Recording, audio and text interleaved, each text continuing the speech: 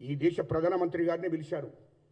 ఆనాడు ఇందిరాగాంధీ గారిని, ఈ దేశానికి స్వతంత్రం తీసుకొచ్చిన కుటుంబం ఇందిరాగాంధీ గారిని జైల్లో పెట్టారు, గాంధీ గారిని జైలు పెట్టారు.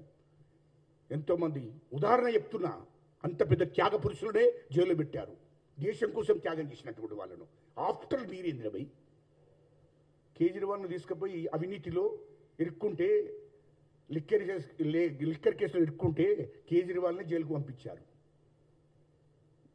లాలూ ప్రసాద్ యాదవ్ను జైలుకు పంపించారు, కరుణానిధిని కూడా తీసుకుపోయి జైల్లో పంచారు, జయలలిత గారిని కూడా జైల్లో పెట్టారు. ఏంద్రభాయ్ త్యాగం అంటే ఏంటిది? ఏం విచారణ వెళ్తున్నట్టు ఇది పెద్ద ఈ దేశానికి స్వతంత్ర సమయోధుడు, లేకుంటే ఈ రాష్ట్రం తీసుకొచ్చిన పెద్ద ఏకైక వ్యక్తి, త్యాగం చేసిండు, ఆయన కుటుంబం ఏమీ లేదు, ఏ పదవులు తీసుకోలేదు, త్యాగపురుషుడు అన్నట్టు విచారణ. ఏంద్ర విచారణ?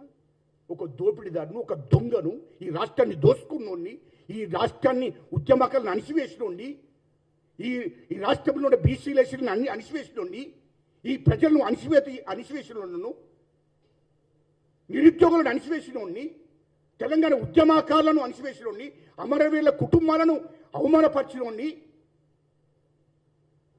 విచారణకు పిలుస్తున్నారు. తప్పేంటి? ఖచ్చితంగా విలువలసిందే. అవసరం అనుకుంటే వాళ్ళని టీఆర్ఎస్ జైలుకు పంపవచ్చింది. కేసీఆర్ కానీ కేటీఆర్ కానీ అనిష్టం అర్జెంటుగా విచారణ చేసి వెంటనే జైలుకు పంపవలసిందే. అది ప్రసక్తే లేదు. ఎవరిని కూడా క్షమించారు.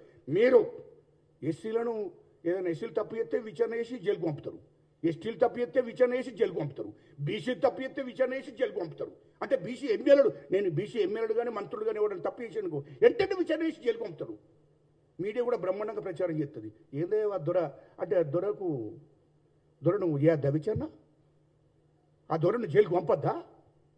ఇదేందయ్యా? ఈ తెలంగాణ ప్రజలకో న్యాయము, తెలంగాణ ఎస్సీ ఎస్టీ బీసీ మైనార్టీలకు వీళ్ళకో న్యాయము, వాళ్ళకో న్యాయమా? ఇదే పద్ధతి? నాకు అర్థం కాలే. ఖచ్చితంగా చట్టం అందరికీ సమానమే. భారత రాజ్యాంగమే చెప్తుంది చట్టం అందరికీ సమానమే.